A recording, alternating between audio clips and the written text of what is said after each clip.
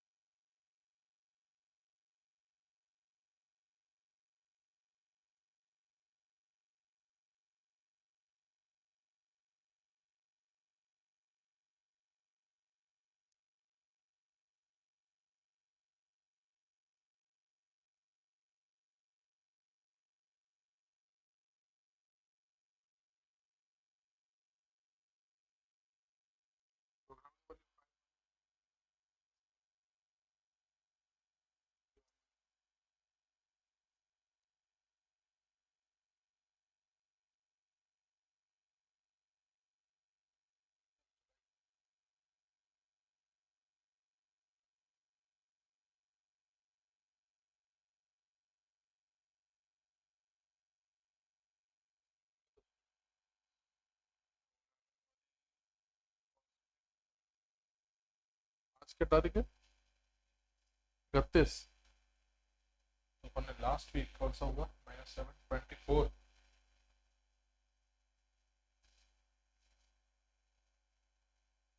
अरे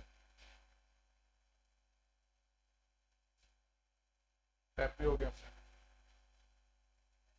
हो गया तो देख लेते हैं कौन सी।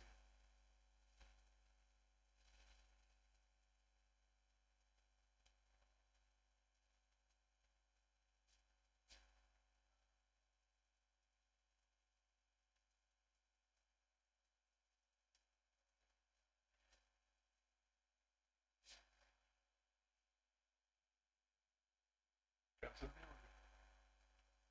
डिलीट।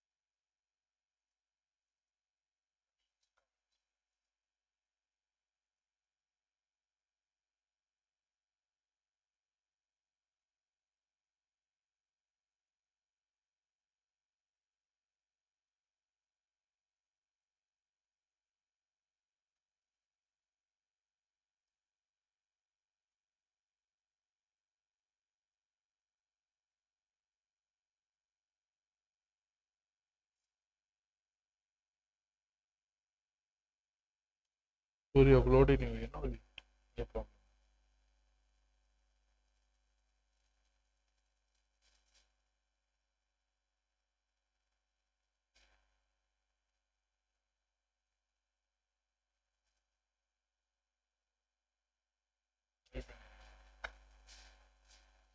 क्या करें?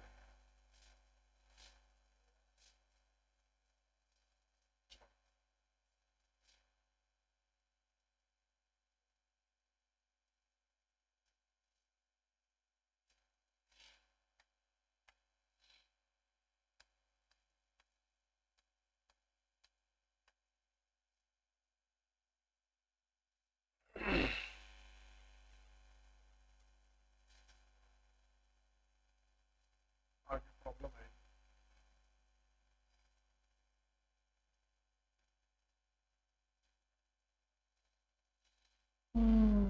कुछ छोटा सा टॉपिक नहीं है जो करा सकते। रिकर्शन है, लेकिन वो फाइल ही नहीं खुल रही। फाइल खुल जाए तो काम हो जाए। एक मिनट, इसको बुलाऊं क्या? अरे कुलदीप,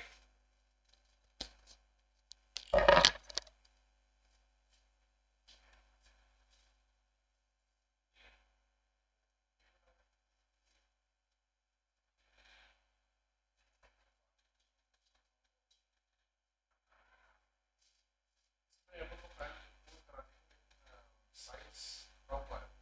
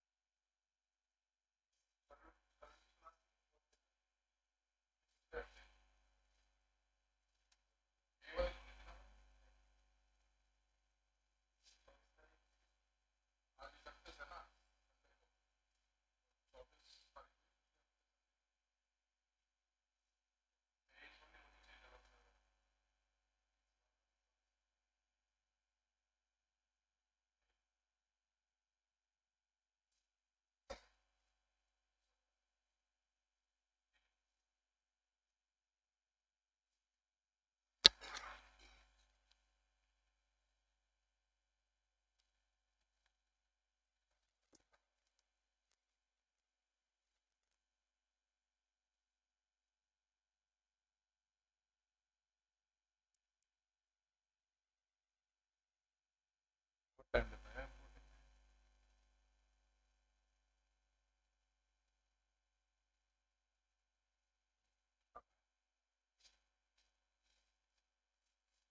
क्वेश्चन देखते हैं, उससे देख क्लैरिटी आ जाएगी।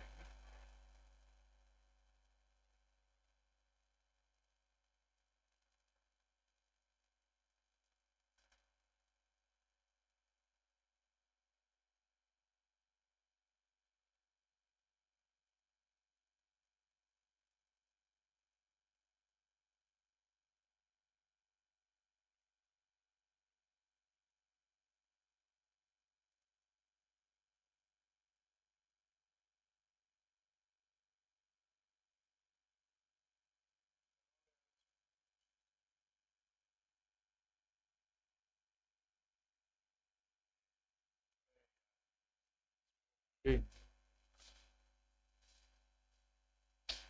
क्या एक ये क्वेश्चन है बस रिकर्शन का, बाकी सारे क्वेश्चन उसमें आएंगे।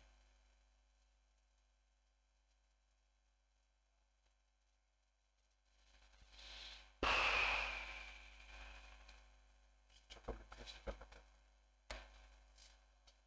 बेकार, मेहनत बेकार हो, यही ठीक है, और कोई चारा नहीं। सब करके देख लिया, खैर यही कर लेते हैं। Freeze,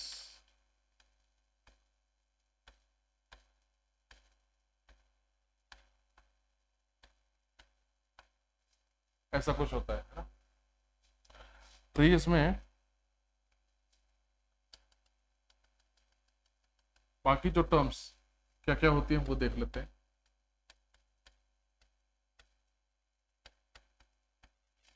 left sub tree, right sub tree, ठीक है। ए से ये वाला लेफ्ट सब ट्री, ये वाला राइट सब ट्री। इसमें ए कहलाएगा आपका रूट, ए बी सी ये तीनों कहलाएंगे पेरेंट या फिर एंसेस्टर या फिर इंटरनल नोड्स। ये सारी टर्म्स काम के हैं, ये सब याद रखना। इंटरनल नोड्स जो अंदर की तरफ होती हैं, यानी कि जिनके पास बाहर के लिए स्पेस नहीं होती। बट अगर यहाँ पे अपन देखें डी, ई और एफ, ये क्या कहलाएंगी? लीव्स या फिर एक्सटर्नल नोड्स, ठीक है। अगर बात करें सिर्फ डी और ई की, तो डी और ई इस ट्री के अंदर क्या है? बी के चाइल्ड और ए के ग्रैंड चाइल्ड, ठीक है। तो हम ये कह सकते हैं कि डिसेंडेंट ऑफ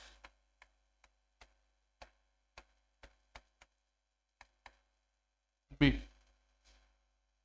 ठीक है।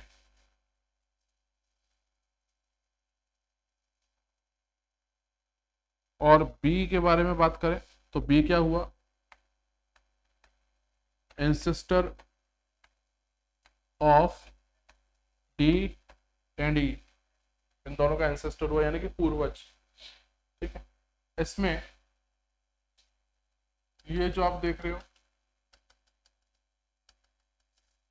इसको हम लोग बोल सकते हैं लेवल या हाइट,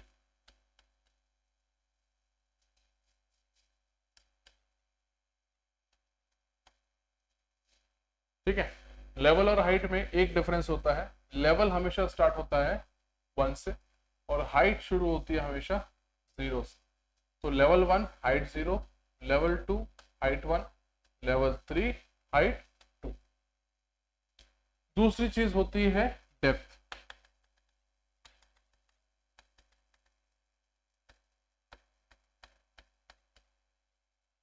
ठीक है। डेप्थ यूजुअली हाइट के बराबर कही जाती है, बट डेप्थ मतलब ऐसा नहीं होता। डेप्थ यानी कि गहराई से शुरू होता है चीज, तो यानी कि पहले ये फिर ये फिर ये। हाइट मतलब क्या आएगी? लंबाई से नीचे की तरफ आओगे। डेप्थ यानी आप नीचे से ऊपर की तरफ जाओगे, ठीक है। तो ये फर्क होता है। वो बात अलग है कि कई लोग बताते हैं ऐसे ही 0 1 2, बट कायदे से होना चाहिए इसको 2 1 और 0। तो आपका एक्सपेंड कितना हुआ है ट्री, ये 3 फैक्टर्स से पता चलेंगे, एक लेवल, एक हाइट और एक डेप्थ, ठीक है। डेप्थ कायदे से होनी चाहिए ऐसे, बट लेने वाले हमेशा इसको हाइट के बराबर ही लेते हैं। बट अगर हाइट के बराबर ही लेनी चीज थी तो फिर डेप्थ का टर्म आई कहां से? जरूरत ही क्या थी फिर? दोनों चीजें अगर सेम है तो फिर जरूरत क्यों पड़ी, राइट। तो डेप्थ मतलब होता है कि गहराई बताना, हाइट यानी कि लंबाई बताना, ठीक है। तो कितना फैला हुआ है ये डेप्थ बताएगा, ठीक है। लेवल हमेशा डेप्थ और हाइट के कंपैरिजन में +1 से शुरू होता है। ये सारी चीजें हैं जो आपको पता होनी चाहिए कि कौन सी रूट होती है, कौन सा पेरेंट, कौन सा एक्सटर्नल नोड, कौन सा डिसेंडेंट, कौन सा एंसेस्टर। इसको नोट कर लो पहले।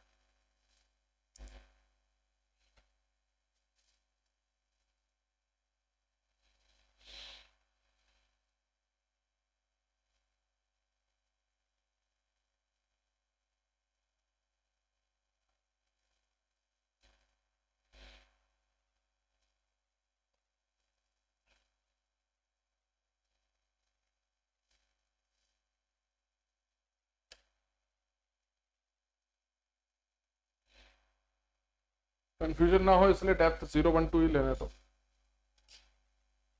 जब जरूरत पड़ेगी तो अपन सही देख लेंगे उसको।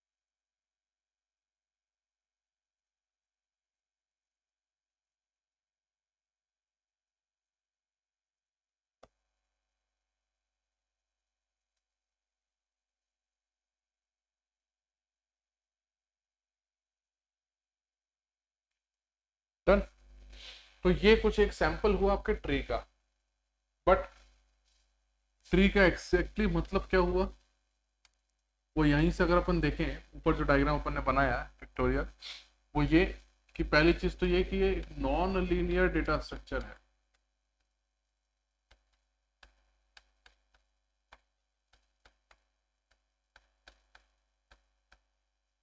ये तो दिख ही रहा है। दूसरा, ये नॉन साइक्लिक भी होते हैं।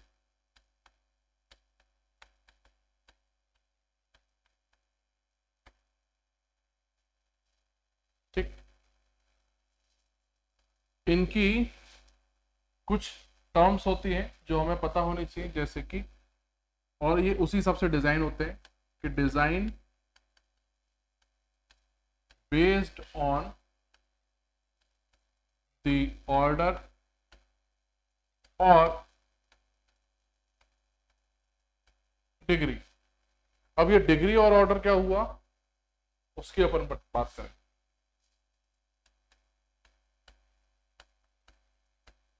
डिग्री या फिर ऑर्डर ऑफ अ ट्री। तो अगर डिग्री या ऑर्डर,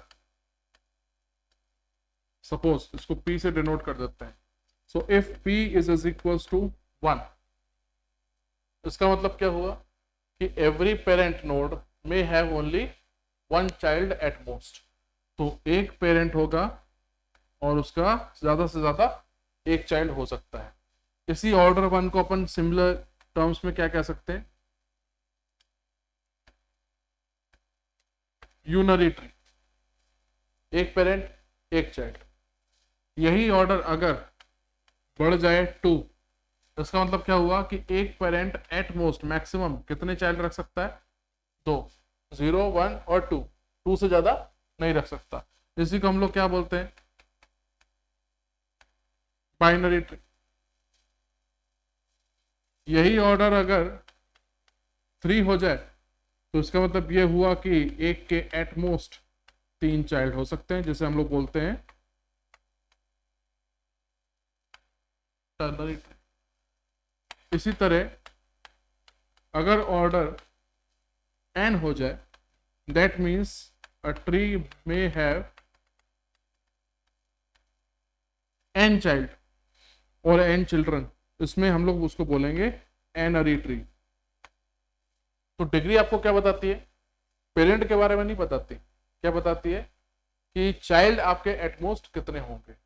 ये डेटा स्ट्रक्चर कंसेप्ट है। बट जब आप डेटा बेस में जाओगे, ठीक है, तो हमें हमेशा इसी तरीके से सिखाया जाता है कि कितने चाइल्ड होंगे ये पता चलता है डिग्री से। ये चीज गलत है एक्चुअली। ठीक है, चाइल्ड तभी आएंगे जब पेरेंट के पास कैपेसिटी होगी चाइल्ड को होल्ड करने की। बात सही है ना। अगर पेरेंट के पास अगर एक ही चाइल्ड की कैपेसिटी है तो 2 चाइल्ड कैसे करेगा। तो चाइल्ड के ज्यादा आने से या कम आने से कोई फर्क नहीं पड़ता। फर्क किससे पड़ता है कि पेरेंट नोड या फिर रूट नोड के पास कैपेसिटी कितनी है। तो आप इसको ऐसे समझो कि लिंक लिस्ट, थोड़ी बहुत तो आइडिया होगी कि लिंक लिस्ट जब भी हम बनाते हैं कुछ इस तरीके से, ऐसा कुछ, ठीक है। तो हर एक के पास खुद का एक डेटा वाला पार्ट होता है और एक पॉइंटर वाला पार्ट होता है जो कि अगले नोड को पॉइंट करता है। एग्जैक्टली ऐसा ही है ना। अब जरा यहाँ पे देखो यूनरी को ध्यान से। यूनरी में एक नोड दूसरे नोड को क्या कर रही है, एक्चुअली पॉइंट ही तो कर रही है। और अगर पॉइंट कर रही है इसका मतलब कि इसी नोड का या इस नोड का इसके पास कोई ना कोई एड्रेस होगा जहां पे भी ये मेमोरी में होंगे, करेक्ट। तो अगर इसके अंदर हम लोग डेटा रख सकते हैं, सपोज ये ए हुआ ये बी हुआ, तो इसका मतलब ये हुआ कि इस नोड के पास 2 कैपेसिटी हुई, क्या, तो खुद का डेटा रखता है और दूसरा अपने चाइल्ड का एड्रेस भी रखता है। बात समझ में आई ना। तो ये कुछ ऐसे नहीं होना चाहिए लॉजिकली, जिसमें आप यहां पे लिखो ए, यहां पे लिखो बी, और इसका सपोज अगर एड्रेस है 1000, वो 1000 कहां पड़ा है, इसके पॉइंटर वाले पार्ट पे। समझ में आया। तो जो स्ट्रक्चर होगा पेरेंट का या जो चाइल्ड कंटेन करने वाला है, उसका स्ट्रक्चर बताता है कि डिग्री क्या है। डिग्री कभी ये नहीं बताती कि आने वाले कितने। डिग्री क्या बताती है कि जो स्ट्रक्चर है इंटरनल वो कैसा होगा। ठीक है, तो स्ट्रक्चर में अगर आप यहाँ पे देखो, ये चीज समझ में आई कि नहीं आई। ठीक है, तो स्ट्रक्चर में अगर आप यहां देखो किसको, बाइनरी को, तो आपको और क्लैरिटी आएगी। इसमें सपोज अगर ये ए है, ये बी है, ये सी है, थोड़ा छोटा हो गया है बट दिख रहा होगा, अगर ये ए बी सी है तो डेटा पार्ट कितना हुआ, एक, जो आपका ए है। लेकिन उसके अलावा और क्या क्या इसके पास है, एक लेफ्ट चाइल्ड का एड्रेस और एक राइट चाइल्ड का एड्रेस, यानी कि इंटरनली इसका स्ट्रक्चर कैसा रहा होगा, समथिंग लाइक दिस।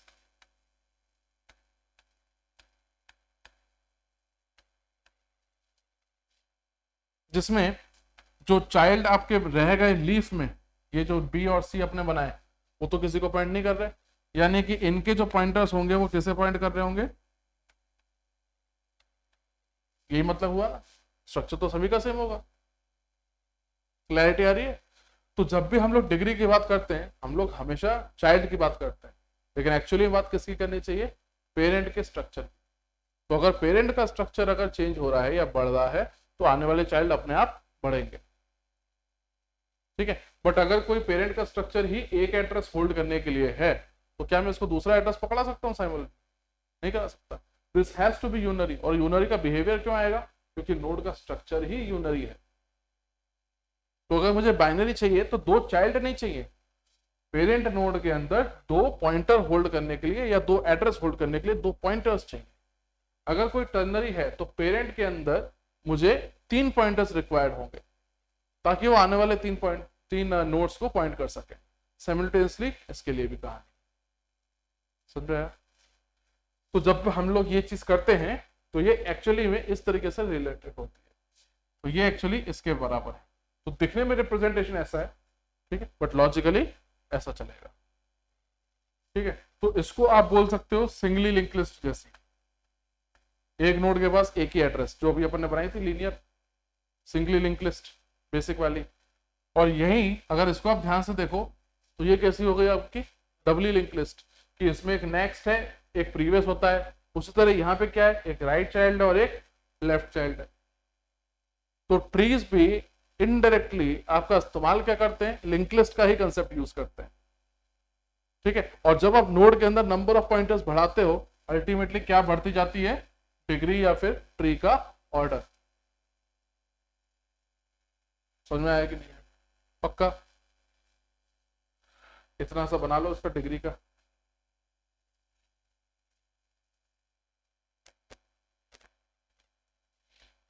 ये स्ट्रक्चर समझना इसलिए जरूरी है क्योंकि जब आप डीबीएमएस पढ़ोगे तो वहां पे बी ट्री और बी प्लस ट्री आएंगे फाइल इंडेक्सिंग के अंदर, वहां पे ये रिक्वायर्ड होगा और उसमें बहुत क्वेश्चंस आते हैं उसके।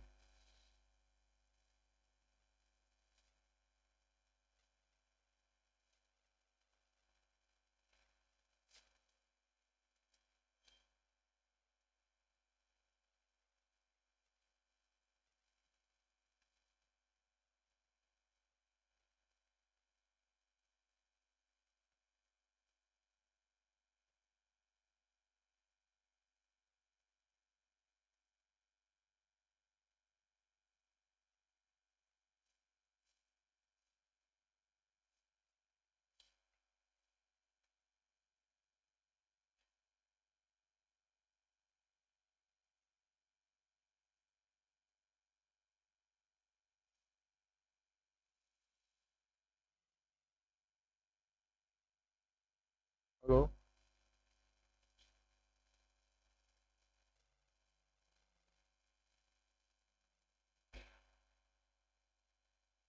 डन। अगर ये क्लियर है और डिग्री समझ में आ गई तो अपन इसके टाइप्स पे जाते हैं, कितने टाइप के ट्री होते हैं। तो सिर्फ 2 तरीके के आपको ट्री मिलेंगे, एक वो जो ऑर्डर्ड होंगे और एक वो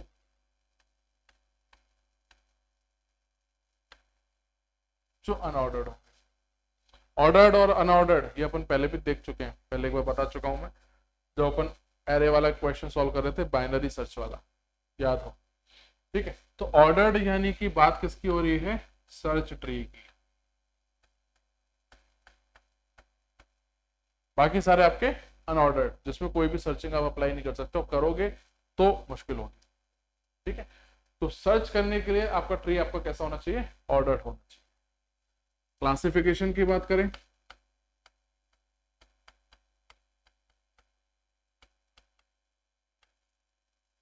तो पहला क्लासिफिकेशन आता है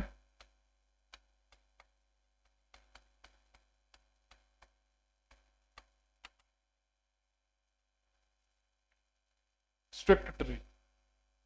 सुना है स्ट्रिक्ट ट्री? स्ट्रिक्ट मतलब ये हुआ कि अगर इसकी डिग्री है, ठीक है, जैसे मान लो अपन एग्जाम्पल के तौर पे ऑर्डर मान के चलते हैं इसका 2, ठीक है, यानी कि बाइनरी ट्री है, ठीक है। तो स्ट्रिक्ट बाइनरी ट्री अगर कोई है, इसका मतलब अगर चाइल्ड होंगे तो 2 ही होंगे या फिर 1 भी नहीं होगा,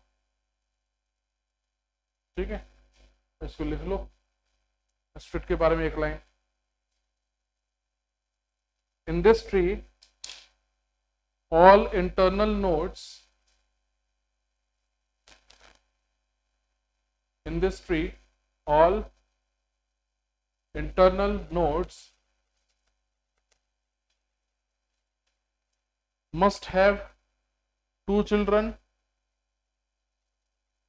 must have 2 children or no children।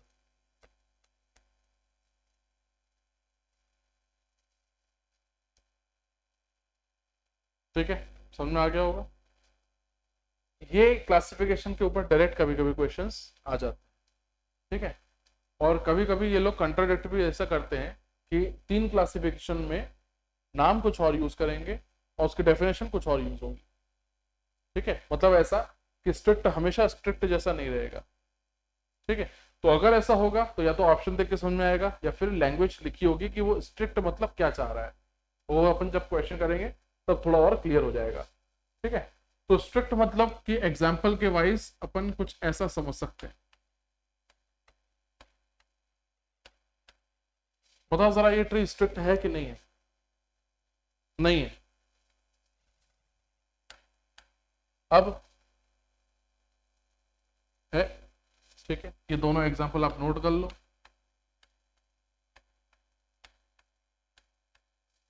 ये स्ट्रिक्ट है, ये स्ट्रिक्ट, ठीक है। तो क्वेश्चन कुछ ऐसा आता है कि अगर स्ट्रिक्ट ट्री है, टर्नरी है, एनरी है, whatever it is, unary है, तो नंबर ऑफ नोड्स कितने होंगे, ठीक है।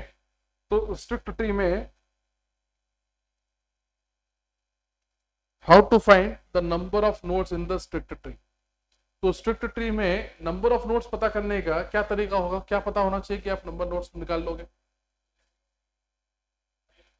कितने पेरेंट्स हैं, अगर आपको ये पता चल जाए तो नंबर ऑफ नोड्स आप आराम से निकाल सकते हो। जैसे कि इस केस में अगर आप ध्यान दो तो आपके पास 2 इंटरनल नोड्स हैं, 2 पेरेंट्स हैं, डिग्री कैसी है आपकी 2, तो 2 parents each must have 2 children, कितने हो गए 4, हर एक के पास 2 होंगे ना, समझ में आ रहा है, हर एक के पास 2 होंगे। बट अगर आप यहाँ पे देखो तो एक जो है पेरेंट इन दोनों का, वो इसका भी पेरेंट है, ठीक है। तो यहाँ पे हर एक के 2 चाइल्ड है, लेकिन एक चाइल्ड जो है वो खुद किसी का पेरेंट है, ठीक है। और जो एक एक्स्ट्रा निकल रही है वो लीव भी है। तो आप इसको ऐसा लिख सकते हो कि to find the number of nodes the formula will be 2 into n+1। ये आपका यूज होगा, where n denotes the number of internal nodes. To find the number of nodes in a strict tree, this should be the formula। Note कर लेना इसको, लेकिन ये ध्यान रखना कि फॉर्मूला कब काम करेगा, जब ऑर्डर क्या हो, अगर ऑर्डर 3 हुआ तो आप यहाँ पे मल्टीप्लाई किससे करोगे, 3 से। ये बात किसकी हो रही है, सिर्फ स्ट्रिक्ट बाइनरी ट्री की बात हो रही है।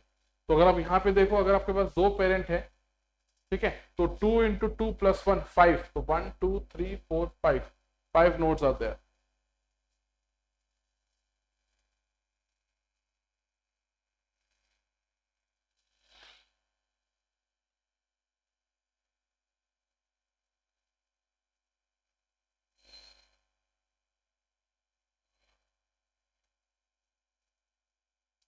ठीक है, तो अब इसको मैं कितना भी कॉम्प्लेक्स कर लूं तो अपन इसमें पेरेंट की इंफॉर्मेशन गिवन हो तो अपन आराम से नंबर ऑफ नोड्स निकाल सकते हैं।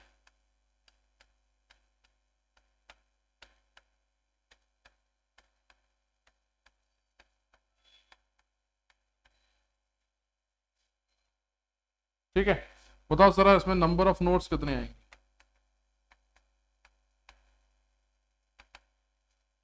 बिना गिने हमें क्या करना है, सिर्फ पेरेंट गिनने हैं। पेरेंट कौन कौन से हैं? 1 2 3 4 5 6 7 8 9। So that will be 2 into 9 plus 1 is actually 19 nodes are there. तो अगर आपके पास स्ट्रिक्ट के अंदर पेरेंट की इंफॉर्मेशन है तो you can find the number of total nodes. बताओ दिक्कत है क्या? ये है स्ट्रिक्ट, बट ये ध्यान रखना मल्टीप्लाई बाय 2 तब है जब बात बाइनरी की हो रही, यानी कि strict binary tree.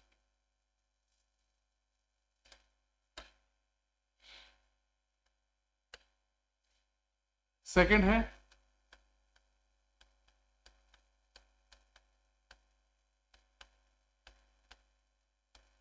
Complete tree.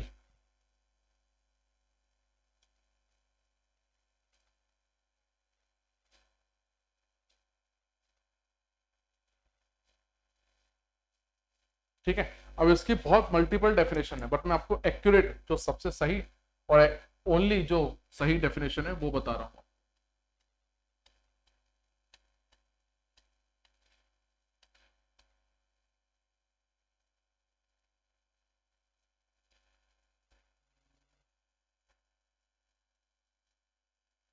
एक कॉल ले लेते हैं।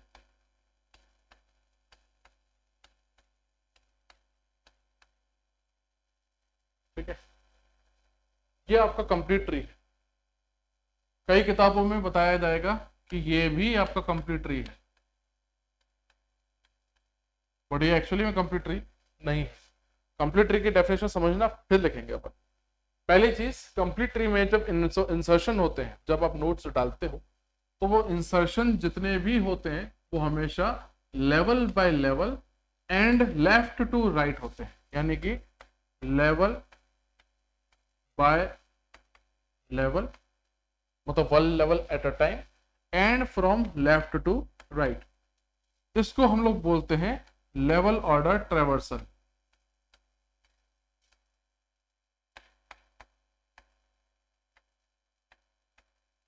पहली बात तो ये समझ में आनी चाहिए कि सपोज अगर अपने पास कुछ अगर एलिमेंट्स हैं, ठीक है, मैं अब कुछ भी रैंडम एलिमेंट ले रहा हूं, सर्च या ऑर्डर नहीं ले रहा, सिर्फ समझाने के हिसाब से कि 10 5 2 5 18 19 या 9 0 7। ठीक है, और अगर बोल दिया कि ये बाइनरी बनाना है हमें, तो हम क्या करेंगे कि 10 आएगा रूट पे। ठीक है, अब 2 कहाँ जाएगा? अनऑर्डर्ड मान के चल रहे हैं तो 2 कहाँ जाएगा? यहां भी जा सकता है, यहां भी जा सकता है नॉर्मल केस में। लेकिन अगर कोई कंप्लीट ट्री आपको दे रखा है तो 2 कहाँ जाएगा? It has to be on left side. उसके बाद नंबर किसका आएगा? इसी लेवल पे इसके अगले चाइल्ड का। 18 को कहाँ हम डालेंगे? 2 के लेफ्ट में। 9 आएगा 2 के राइट में। 0 आएगा यहां, 7 आएगा यहां, और फिर अगर मान लो अगर 11 है तो 11 को जगह कहां मिलेगी? 18 के भी लेफ्ट। तो इंसर्शन का तरीका क्या होता है? Level by level and from left to right.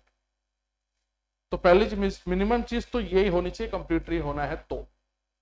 दूसरी चीज ये होनी चाहिए कि लास्ट लेवल को छोड़ के, जहां पे नोड आ गई उस लास्ट लेवल को छोड़ के ऊपर वाले सारे लेवल खचाखच भरे होने चाहिए।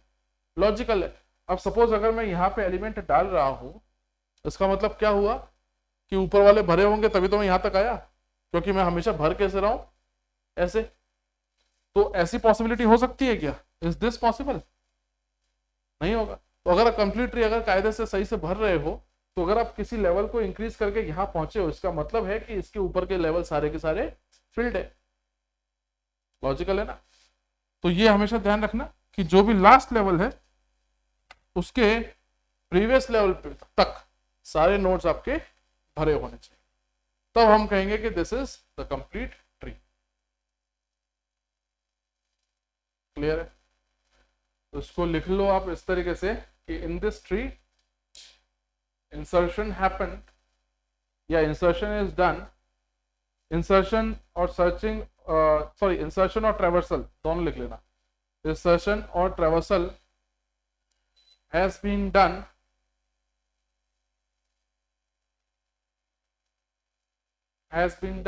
level by level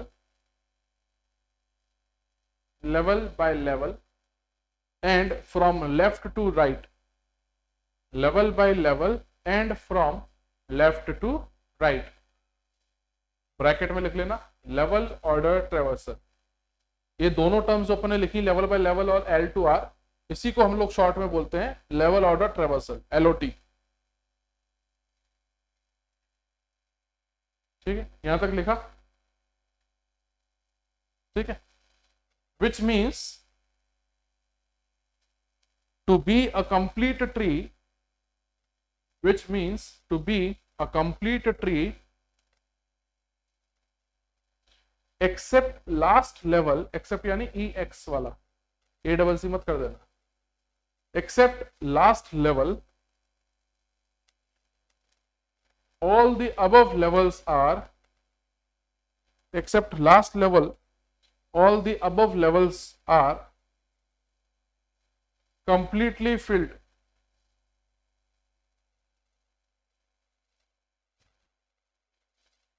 एक बार पढ़ के देखो कि समझ में आया कि नहीं आया।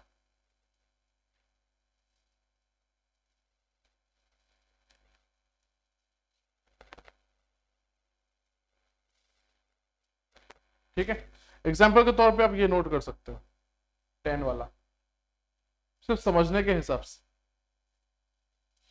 तो अगर आप यहां पे देखो जिसको मैंने क्रॉस किया है, तो ये है कंप्लीट? नहीं है। तो कायदे से कंप्लीट करने के लिए क्या होना चाहिए था? ये जो आपको लास्ट लीफ दिख रही है ना, ये कहाँ आनी चाहिए थी कनेक्शन में? यहाँ। ठीक है, तो जो राइट है वो बेसिकली लेफ्ट चाइल्ड अगर होता तो वो कंप्लीट ट्री कहलाता।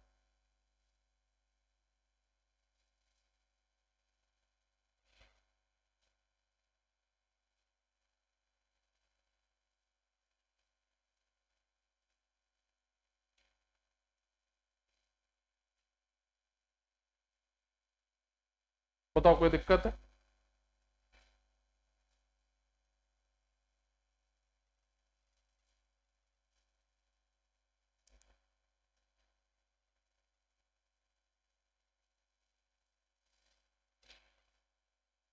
तीसरा है इन्हीं दोनों का मर्जिंग,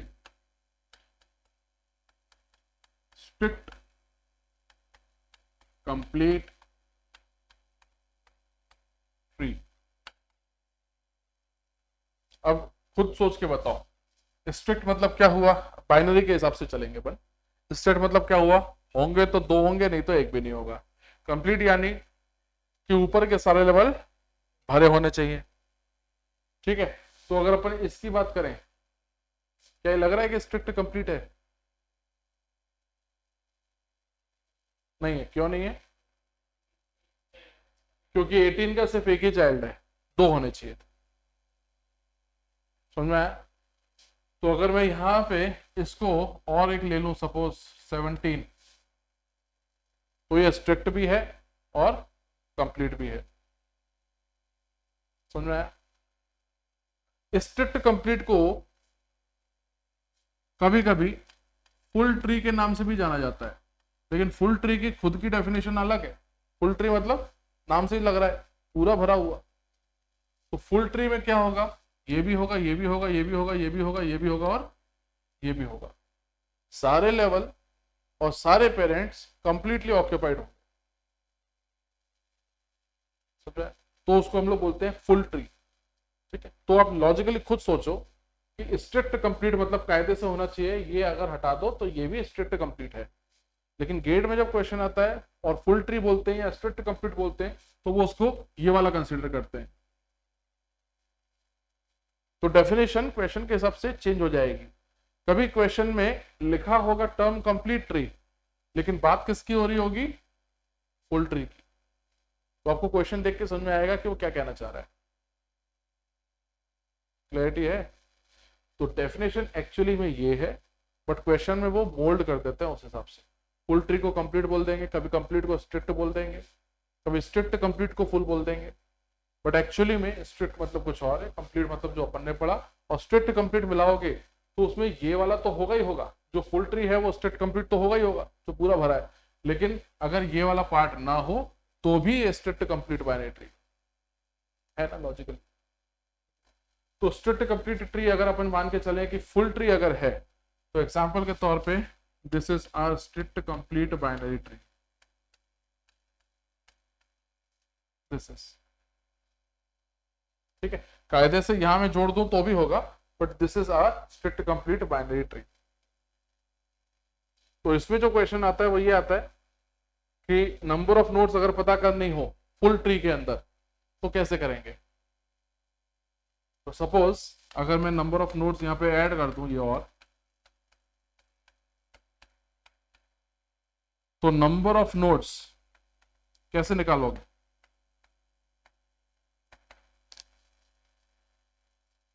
ये निकलेगी 2 to the power h plus 1 plus 1, sorry plus 1 नहीं, माइनस 1, वेयर h यहां पे क्या है,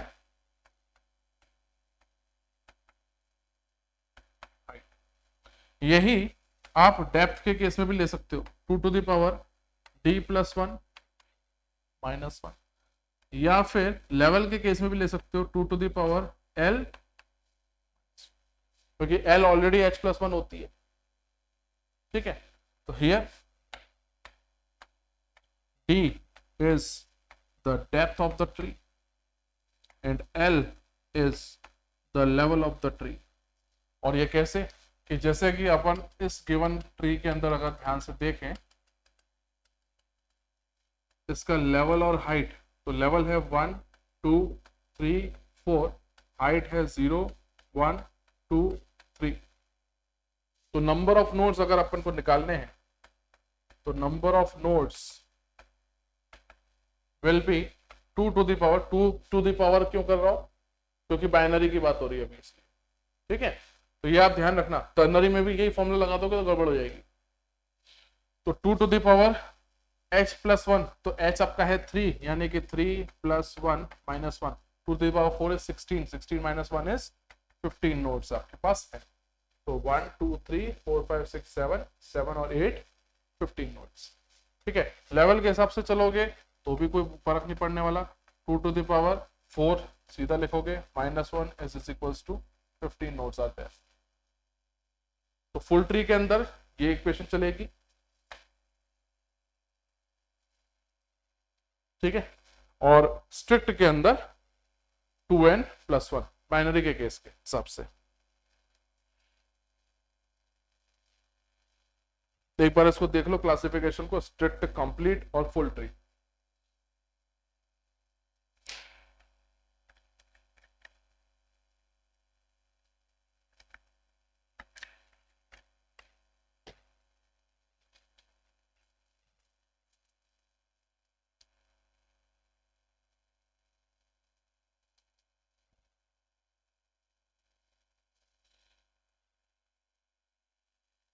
तो अपन एक काम करते हैं, सिर्फ ट्रैवर्सल तक पढ़ते हैं, क्योंकि अगर ज्यादा पढ़ा तो जो नहीं देख रहे हैं उनका ज्यादा नुकसान है और उनको कभी समझ में नहीं आएगा कि कैसे काम करता है। तो अपन ट्रैवर्सल तक पढ़ते हैं, और जब अगली बार जब शुरू करेंगे तो अपन ट्रैवर्सल रिवाइज करते हुए शुरू करेंगे, ताकि उन लोगों को दिक्कत ना आए। उससे पहले लिंक लिस्ट के प्रीवियस ईयर क्वेश्चन सॉल्व कर लेंगे।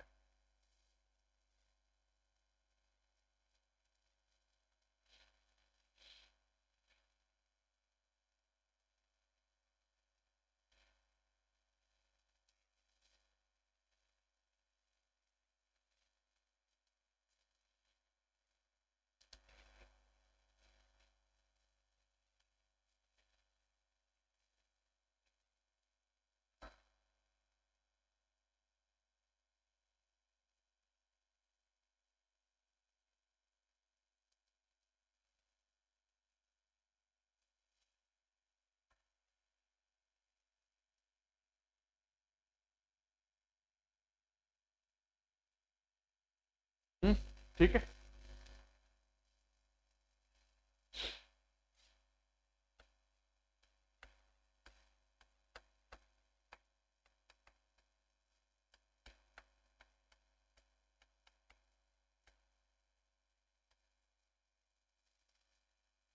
कल मैंने थोड़ा सा एक ओवरव्यू भी दिया ही था, इनफिक्स, प्रीफिक्स, पोस्टफिक्स वाला। एग्जैक्टली वही चीज है यहाँ, 3 तरीके की होती है, preorder, inorder, postorder. Preorder मतलब बताओ जरा। Root, left, right. Inorder is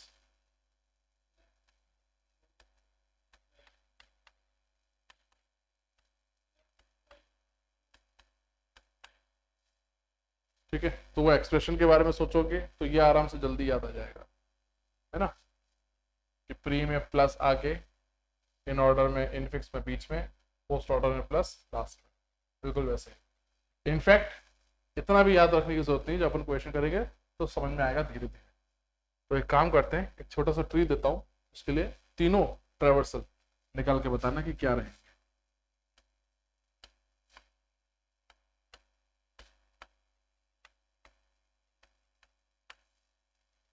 बताओ।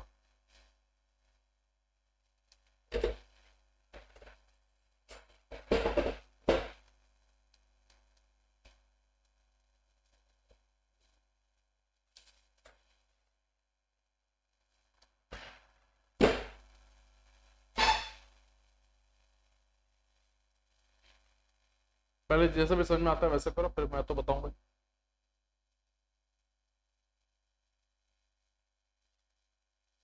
और करते समय ये भी ध्यान रखना कि कितना समय लगा, क्योंकि इसके ऊपर क्वेश्चन बहुत सारे आते हैं, और जितना समय बचा सको उतना अच्छा है।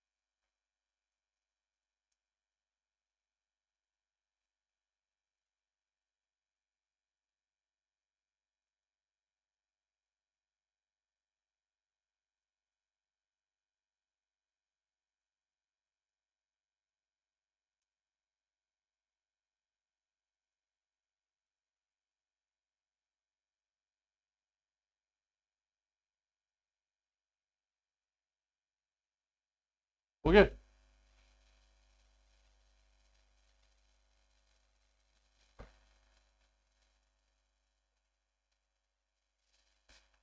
तो प्री ऑर्डर देखें जरा इसका। प्री ऑर्डर में रूट, लेफ्ट, फिर राइट, ठीक है।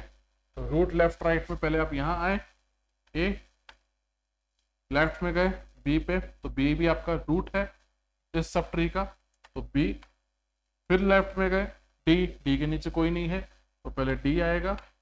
डी से फिर वापस आए बी पे, बी पे इस बार रूट के बाद, लेफ्ट के बाद राइट पे गए ई, ठीक। वापस आए ए के पास, ए का राइट लेफ्ट पाथ खत्म हो चुका, अब राइट में आए। राइट में आके सबसे पहले यहाँ का रूट जो कि है सी, सी के लेफ्ट में गए, कोई नहीं मिला, लास्ट में आके एफ, ऐसे निकाला।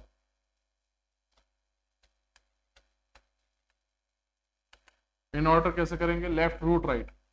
तो आप पहले यहाँ पे इसके लेफ्ट में आए, इसका भी लेफ्ट है, इसके लेफ्ट में है, इसका भी लेफ्ट है क्या, नहीं है, नहीं है, तो वापस आके आपने क्या किया, इस रूट को प्रोसेस किया।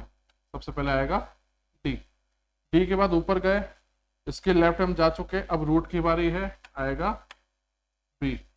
रूट के बाद आएगा राइट, राइट में जाओगे, राइट का लेफ्ट है क्या, नहीं है, नहीं है, तो फिर प्रायोरिटी मिलेगी रूट को, आएगा ई, ई से अब वापस बी पे जाओगे, बी प्रोसेस हो चुका है, वापस जाओगे ए के पास, अब ए का लेफ्ट पार्ट प्रोसेस हो चुका, अब बारी है रूट की, ए आएगा, ठीक है। ए के राइट पार्ट में आप जाओगे, राइट के लेफ्ट में जाओगे सी के, सी का लेफ्ट है क्या, नहीं है, नहीं है तो कौन प्रोसेस होगा, रूट, रूट प्रोसेस होने के बाद बचा हुआ जो है वो आपका राइट,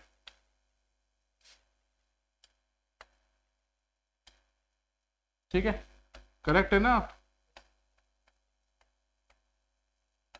पोस्ट ऑर्डर, ठीक है, लेफ्ट राइट रूट, तो लेफ्ट में आए, लेफ्ट में आए, लेफ्ट में आए, कोई नहीं मिला, ठीक है, तो इकलौता आपका डी ही है, लेफ्ट प्रोसेस हो गया, लेफ्ट का वापस रूट पे गए, बट रूट प्रोसेस नहीं होगा, पहले कौन प्रोसेस होगा, राइट, तो पहले आएगा ई, ठीक है, राइट के बाद बी का नंबर आएगा,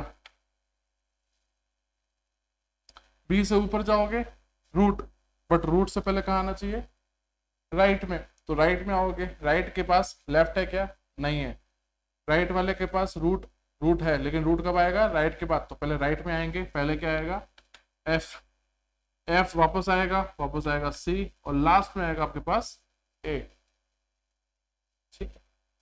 अब यहां ध्यान से देखो कि ये क्या बता रहे हैं तीनों ऑर्डर, प्री ऑर्डर में अगर आप ध्यान से देखो तो रूट कहाँ आया है आपके स्टार्टिंग पोजीशन पे, वही रूट कहाँ आया है पोस्ट ऑर्डर में,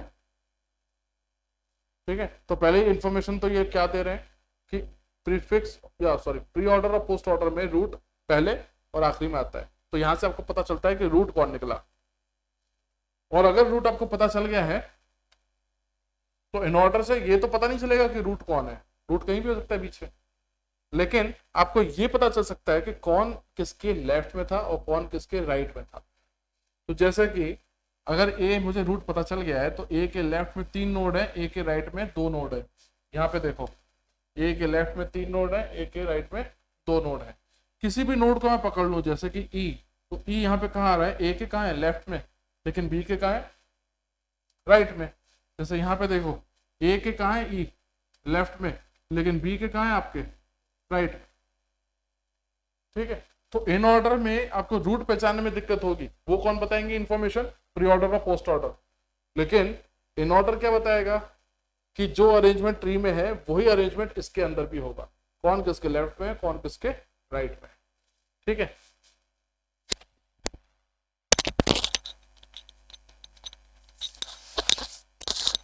अरेंजमेंट ऑफ नोड ये पता चलेगा आपका इन ऑर्डर से, और रूट की इंफॉर्मेशन मिलेगी प्री ऑर्डर और पोस्ट ऑर्डर से।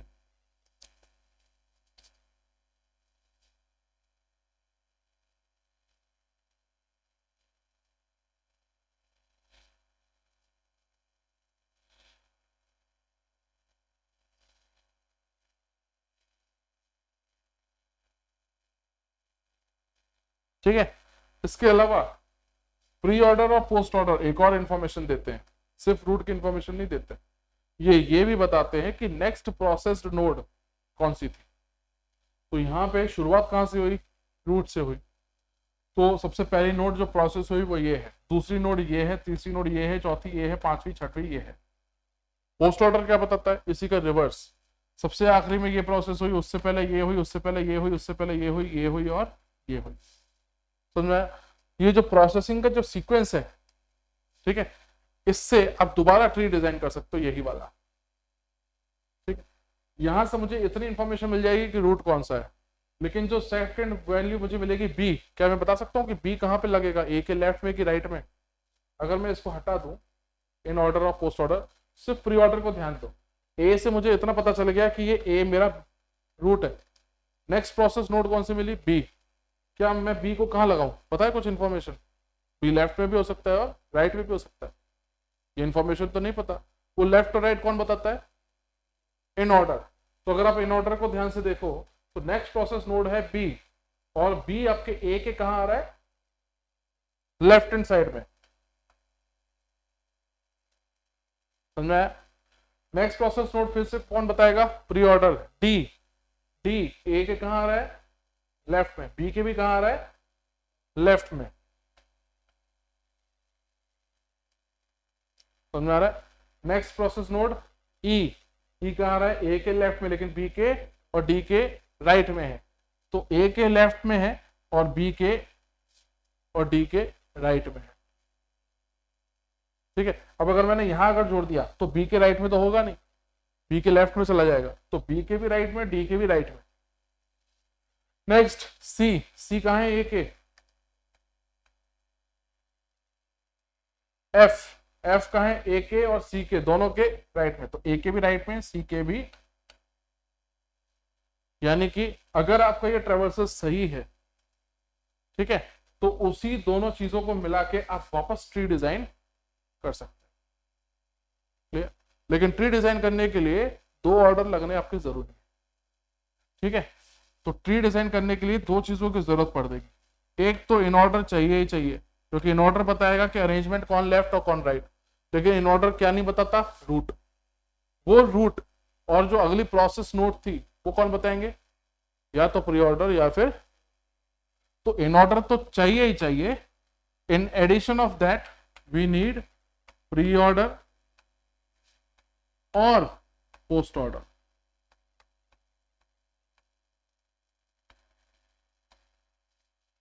तो अगर ट्री को यूनिकली डिजाइन करना है, यूनिकली यानी जैसा था वैसा का वैसा ही, ट्री डिजाइन करना तो बहुत सारे तरीके हो सकते हैं, लेकिन अगर यूनिकली डिजाइन करना है तो कम से कम एक इन ऑर्डर तो चाहिए, साथ में प्री या पोस्ट में से कोई। ठीक है, एग्जैक्टली यही चीज अपन पोस्ट से भी कर सकते हैं, बस पोस्ट से हमें कहां देखना है, आगे से पीछे की तरफ। ठीक है, तो ए आपका मिल जाएगा रूट, अगली प्रोसेस नोट डी नहीं होगी, कौन सी होगी, सी मान के चलेंगे हम। अब सी कहां आया, ए के राइट में, एफ कहां आया है, सी के भी राइट में, बी कहां आया है, ए के, ई ए के लेफ्ट में, बी के, और बाकी बचा आपका। ठीक है, तो एक नोट डाल के लिख लेना, to design a tree uniquely, या to design an unordered tree, to design an unordered tree uniquely, there is a need of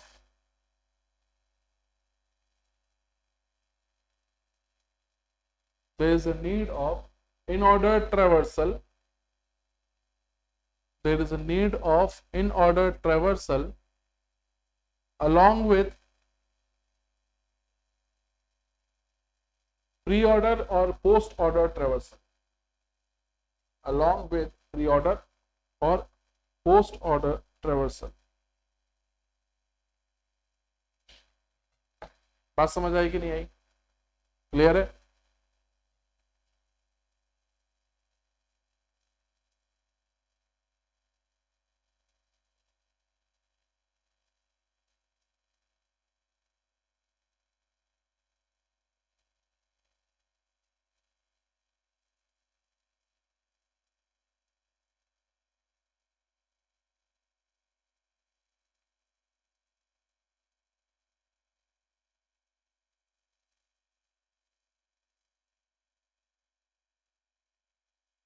ठीक है, चलो अब ट्रैवर्सिंग पे वापस आते हैं, इतना तो काम की चीज थी, साथ में अपन ने समझ ली। ठीक है,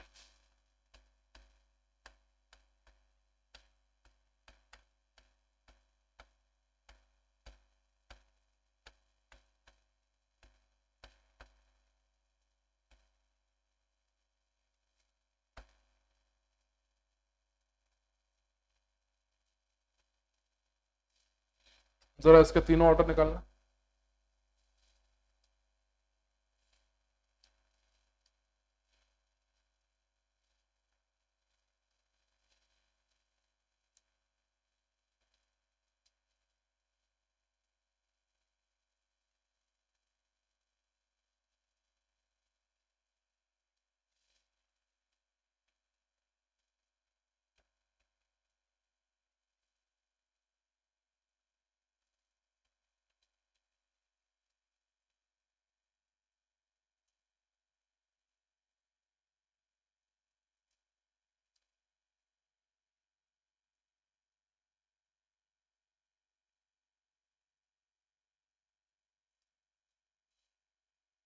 फिर ट्रैवर्सिंग क्लियर हो जाए, इतने पे अपन खत्म करते हैं, बाकी नेक्स्ट वीकेंड करेंगे।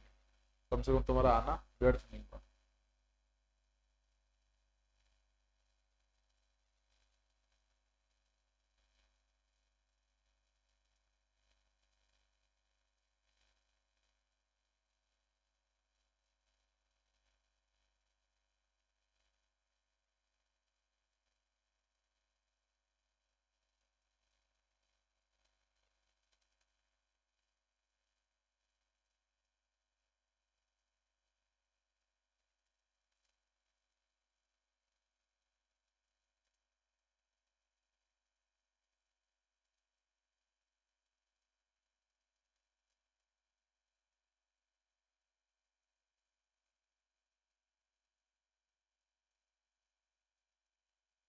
ये ट्रैवर्सल निकालने की प्रैक्टिस करते रहना, ये बहुत जरूरी है।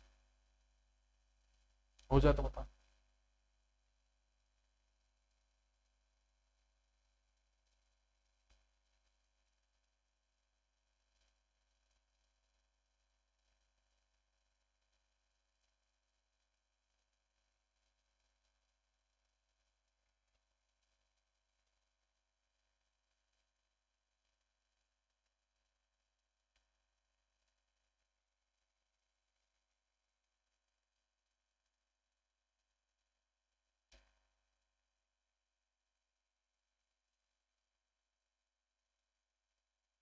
ओके, समझ में आ रहा होगा कि थोड़ा टाइम लग रहा है अभी, है ना, वो प्रैक्टिस से होगा। और जब प्रैक्टिस हो जाए तो अगले वीकेंड में मैं आपको बताऊंगा कि और कम समय में कैसे खत्म करेंगे इसको, ठीक है। बट फिलहाल अभी तो क्वेश्चन का आंसर चेक कर लेते हैं कि अपना सही आ रहा है कि नहीं आ रहा। आउटपुट आएगा 10, 12, 19, 51, 24, 17, 11, 36 और 9। चेक कर लेना, सही है। जैसे मेरे को देखा कितनी जल्दी किया, वही तुमको बताऊंगा अगली बार कि जल्दी कैसे करेंगे इसको। मतलब स्पीड फिर ऐसी होनी चाहिए कि जितना लिखने में टाइम लगता है ना, बस उतना ही टाइम लगे। ये होगा 12, 19, 10, 17, 24, 11, 51, 9 और 36। करेक्ट करो, ये है। कहीं गड़बड़ लगे तो बता देना, कहाँ से गड़बड़ हुआ।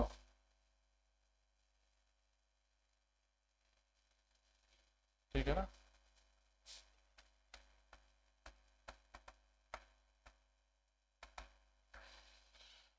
पोस्ट ऑर्डर होगा ये,